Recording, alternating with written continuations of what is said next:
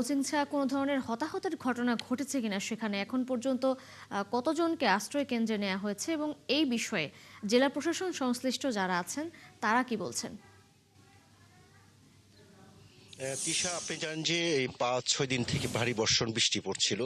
সেক্ষেত্রে কিন্তু এখন একটু বৃষ্টি কমলেও কিন্তু ভোর পর্যন্ত বৃষ্টি বেশি ছিল, ভারী বর্ষণ ছিল।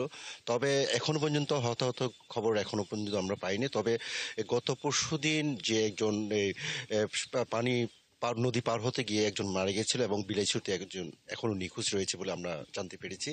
তবে জেলা প্রশাসন থেকে বলা হয়েছে যে যে আশ্রয় কেন্দ্রগুলো রয়েছে প্রায় ৪,০০০ অধিক আশ্রয় কেন্দ্রে আশ্রয় রয়েছে বলে এমনটি জানিয়েছে। তবে জেলা প্রশাসন থেকে বারবার মাইকিং করা হচ্ছে, বলা হচ্ছে যে যারা পাহাড়ে পাদদেশে বাস করছে করছে ঝুঁকিপূর্ণতে বাস করছে তাদেরকে নিরাপত্তা সরিয়ে নেওয়ার জন্য বিভিন্ন ব্যবস্থা নিচ্ছে, গ্রহণ করছেন। বিশেষ করে যারা পাদদেশে বাস করছে আসলে তারা কিন্তু আশ্রয় কেন্দ্রে যেতে চান না। তারা বারবার বলছে যে তারা আসলে ঘর ছেড়ে যেতে চান না। তবে আমি যদি তিশা আপনাকে একটু যদি কথা বলি রাখি, যেমন এই বাগাইছড়ি যে সাজেক বেলি আছে রাঙামাটি, সেই সাজেক বেলিতে প্রায় ৫০০-র অধিক পর্যটক এখনো আটকে পড়ে আছে।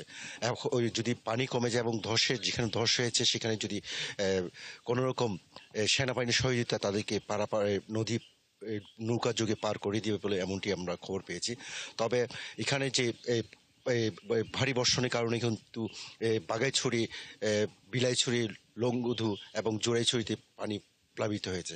এখানে ধানের জমি সহ এবং ঘরবাড়ি তলিয়ে গেছে, এমনটি খবর পেয়েছি। এবং জেলা প্রশাসন থেকে বারবার কিন্তু চেষ্টা করছে হচ্ছে যারা ক্ষতিগ্রস্ত হয়েছে তাদেরকে সহযোগিতার হাত বাড়িয়ে দিয়েছে বলে এমনটি আমাদেরকে জেলা প্রশাসন থেকে জানিয়েছে। তবে আরেক আরেকটি যদি বলি রাখি, যেহেতু পানি বেড়ে যাওয়ার কারণে পানি, বিদ্যুৎ, জলবিদ্যুৎ এখানে কিন্তু ৪টি স্প্রিন্টার কিন্তু পানি ছেড়ে দেওয়া হয়েছে বলে এমনটি জানিয়েছে তিশা।